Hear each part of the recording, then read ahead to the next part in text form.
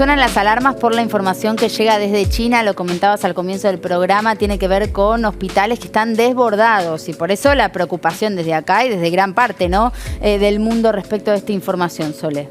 Sí, totalmente.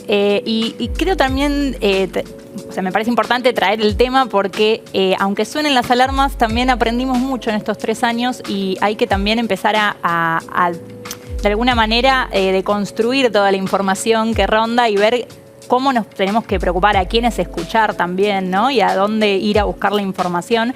¿Por qué digo esto? Porque hay algunos títulos muy alarmistas sobre lo que está ocurriendo en China. Ya hace en realidad unos meses que se ve esto, pero en noviembre en particular fue donde más empezó a generarse y donde se llegó mundialmente, ¿no? La noticia. La OMS está también muy pendiente de esto y exigiendo una vigilancia, porque lo que se ha visto es que han llegado hasta 7.000 casos por día en hospitales infantiles de Pekín particularmente y de lo que es el norte de China también, sobre casos de neumonía, que ahí está el tema de la comunicación, como digo, ¿no? Una neumonía no diagnosticada, que no quiere decir que sea una neumonía que necesariamente tenga que ser por un bicho nuevo, ¿no? Que eso es un poco lo que nos asusta, lo que creemos, va a aparecer otro virus, que va a ser una pandemia. Bueno, ahí es donde hay que bajar un poco y decir, bueno, no, en verdad lo que se está viendo son casos de neumonía.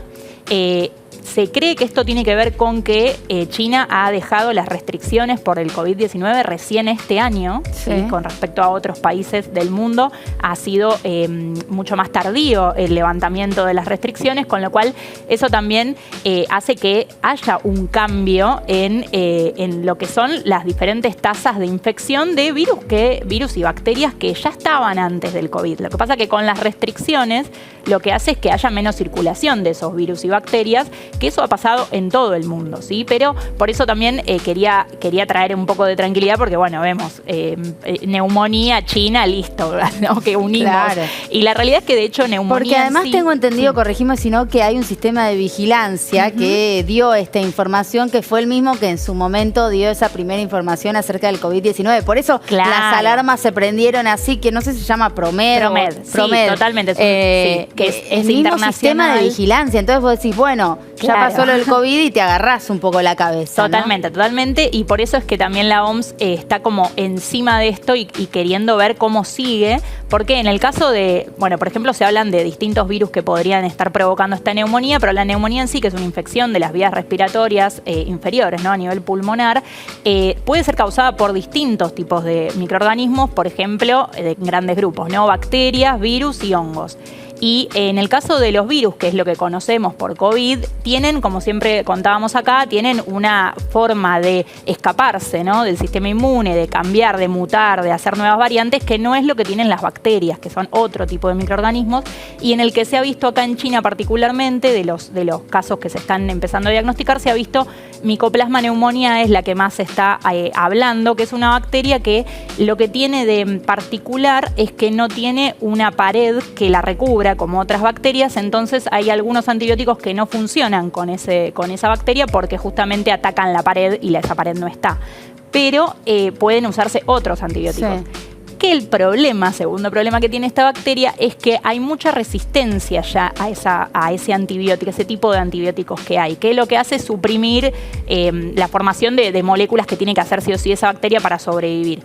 Y eso se ha visto en China particularmente, pero es algo que es a nivel mundial, la multiresistencia por el uso excesivo e indebido de antibióticos, se ve a nivel global. Pero en China en particular, en un estudio en 2022, se había visto que en niños hospitalizados había de un 70 a un 90% de resistencia a los antibióticos. Entonces ahí es donde empiezan a ocurrir los problemas, porque si no, la neumonía en sí, por esta bacteria en particular, es en casos, primero que son leves y no llegan todas a hacer neumonía y a hospitalizarse, que generalmente eso ocurre en niños también de 5 a 15 años, por eso se cree que es más esa bacteria que otros de los virus que podrían causar neumonías, pero a nivel clínico son muy parecidas las neumonías, claro. Entonces es difícil sin el estudio microbiológico saber cuál es la fuente y ahí es donde creo que se arma un poco la desinformación de cuál es el bicho, pero en verdad realmente no han habido casos críticos.